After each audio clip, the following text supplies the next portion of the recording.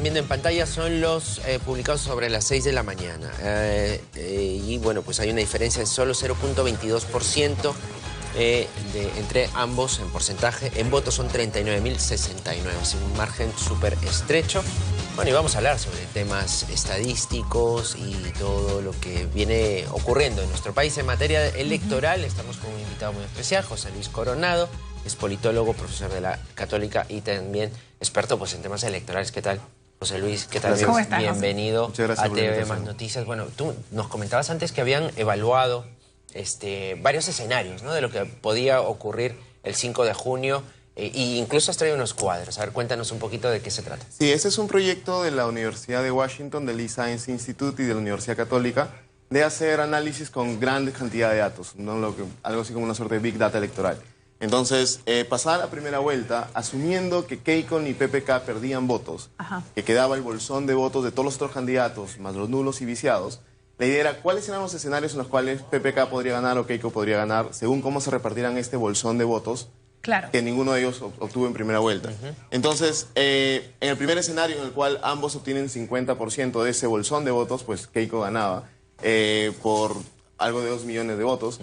En un segundo escenario en el cual PPK gana por 60%, es decir, 6 de cada 10 votos ganaba PPK, de ese bolsón electoral, igual Keiko le sacaba ventaja, se reducía pero sacaba ventaja.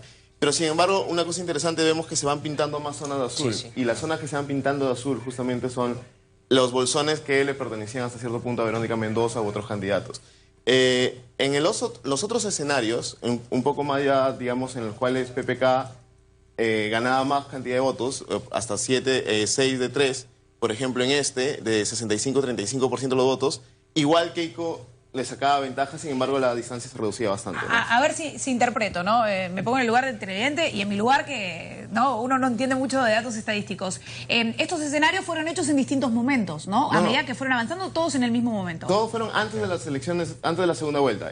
Terminó la primera vuelta y decimos, ok, ¿cuáles son los escenarios en los cuales posibles claro, que podrían pasar? O sea, ¿qué tanto tendría que hacer campaña PPK para justamente poder ganar o Keiko para poder ganar, ¿no? Entonces, lo interesante aquí es que el bolsón que se estaba repartiendo no era de ninguno de los dos. O sea, PPK no perdía votos. Claro, era de los partidos que quedaron como sueltos, ¿no? Entonces, por decirlo de alguna manera. En este escenario en el cual PPK casi gana 7 de los 10 votos, 7 de cada 10 votos que no le pertenecían ni a él ni a Keiko, en ese escenario PPK ganaba. Y la diferencia que habíamos sacado era de entre 60.000 y 70.000 votos. O sea, una cosa bastante ajustada. O sea, de los cuatro un escenario. De los cuatro un escenario. Pero lo interesante de este escenario, que a nosotros nos pareció bastante interesante, es que las zonas en las que tiene que ganar justamente eran las zonas que tenían básicamente en el sur y parte del oriente, ¿no? Claro. Entonces, lo que hemos visto con esta segunda vuelta, bueno, que la distancia ha sido bastante más acotada, pero justamente en el sur es donde los bolsones más interesantes que PPK ha sacado, ¿no? Bueno,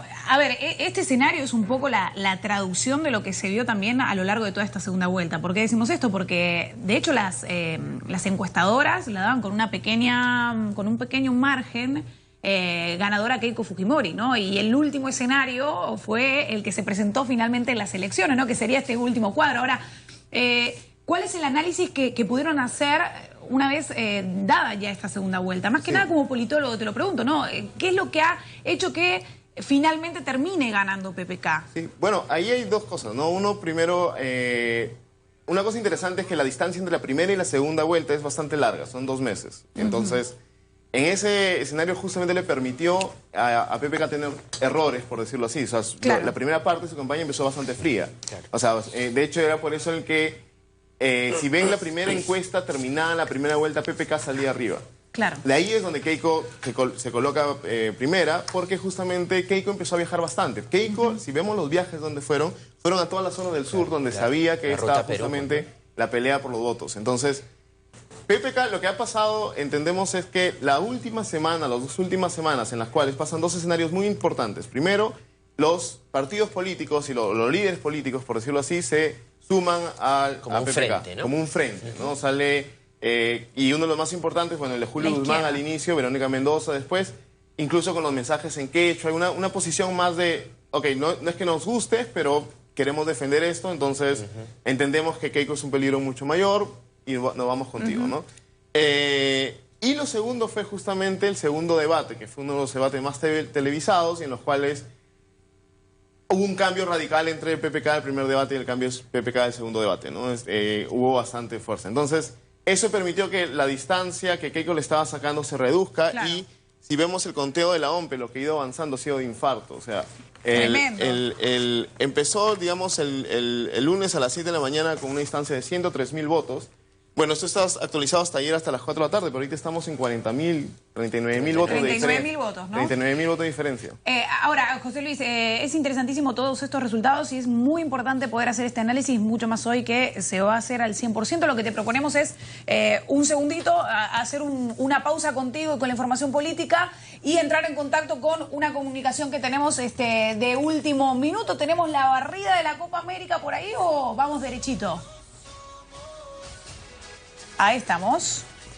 Muy bien, pues seguimos aquí con José Luis Coronado, ¿no? Politólogo, experto en temas electorales. Y bueno, justo cuando estábamos hablando de estadísticas, ¿no? Si es probable que gane o no o Perú ante Brasil. Pero vamos a volver al tema político, porque tú estás hablando de los errores, ¿no? De cómo ha ido la campaña. Sí. Yo tengo presente una frase que me soltó Mauricio Mulder al inicio, antes de la primera vuelta incluso. El último que comete el error es el que pierde. Sí, y yo creo que por un lado hubo un aprendizaje de PPK en el avance de las semanas y la suma de estos otros factores, pero por otro lado también hubo errores en la tienda de Keiko, que justo había hecho una campaña muy ordenada y muy buena en realidad, hay que decirlo claramente. De 5 años. Keiko Fujimori empezó a trabajar desde el inicio, el fin de la campaña anterior, construyó un partido, ganó en elecciones subnacionales, puso un montón de alcaldes, o sea, hizo el trabajo de guía, ¿no? De hormiga, ¿no? que todo político debe hacer. El problema fue al final cuando, frente a esta suma de cosas para PPK favorables, sale un poco las denuncias con respecto al secretario general, Joaquín Ramírez. Y creo que ahí no supieron deslindar muy bien. Fue más dura con Kenji que con... Exacto, ¿no? fue digamos que se notó esa cosa de protegerlo un poco.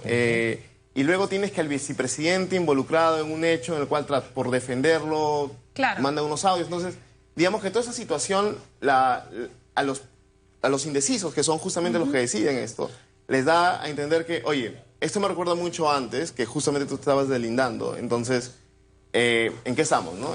Ahora, yo creo que por ahí iba el error de Keiko. Ahora, qué interesante lo que decía Igor, que le había comentado Mauricio Mulder, ¿no? Habías dicho. Es bien interesante, ¿por qué? Porque uno se queda con esta sensación, ¿no? En el inconsciente de la gente quedan las últimas horas y los últimos días, no lo que se ha hecho en campaña, porque como bien usted comentaba, Keiko Fujimori ha hecho un trabajo de hormiga durante 5 años, durante 10 años, ¿no? Porque si se cuenta la campaña anterior, claro. y ha hecho un trabajo de hormiga. Sin embargo, lo que pasaron los últimos días fue lo que cambió el rumbo prácticamente del país, ¿no? Porque es otro presidente. Sí, justo para que veas el impacto de los errores, es que la diferencia es tan corta que justamente ahorita estamos en 39.000 votos. O sea, es incluso un estadio o menos lo que te está definiendo la elección. Ahora, y yo creo que los últimos errores son los que han tenido el impacto final. José, el elector elige a última hora casi su... Más o menos intuimos qué es lo que ha pasado, ¿no? Los errores en que han incurrido, qué es lo que ha pasado y este resultado que es inminente. Pero ahora, ¿qué toca? ¿Qué toca ahora? Ya como politólogo, debe salir el día de hoy Keiko, debe esperar las resoluciones de las actas que se vayan a impugnar, o si es que se apela al Jurado Nacional de Elecciones, o debe salir ya el día de hoy. ¿Y qué debe hacer frente a Pedro Pablo Kuczynski? ¿Qué debe hacer Kuczynski frente a Keiko? Pues se han herido mucho. Entonces, claro, ¿cómo avanzar para que el Perú no se detenga? Pues, ¿no? Claro. Me interesa. O sea, si nos ponemos en un escenario súper duro, matemático, diría, claro, en realidad, en tanto la diferencia de ellos sea menor que lo que falta contar, no hay ganador. Pero el escenario que Keiko gane es muy improbable. Tendría que sacar como 8 de cada 10 votos en lo que queda tocar, en lo que queda contar, y que lo que queda contar son 300 actas o algo menos. Sí. Claro. Entonces, 362 actas. Entonces... yo creo que sí, creo que es, digamos, el momento, ¿no? Ahora, una cosa interesante es que a la ciudadanía le queda la impresión de que la OMPE se está demorando mucho en contar. Y en realidad es que en las elecciones anteriores no hubo tan apretado margen, entonces no tenías que esperar hasta la última acta que llegue. Claro, ya era una cosa irremontable, claro, ¿no? Al segundo día ya era una cosa irremontable, entonces los candidatos salían y declaraban, ¿no? Bueno, lo felicitaban o no. Yo creo que sí, o sea, si es que algo tendría que remontarle a Keiko sería que es el momento porque, digamos, los números ya están dando eso. Ahora, ¿qué es lo que viene? PPK tiene un gobierno en el cual, para llegar, ha tenido que recibir votos de diferentes sectores. Ajá. Entonces, y luego tiene un Congreso con una mayoría absoluta formidable fujimorista. Entonces, ahí justamente va a ser cómo él puede, por un lado, hacer juego con el legislativo. En lo económico creo que no va a haber problemas, sí.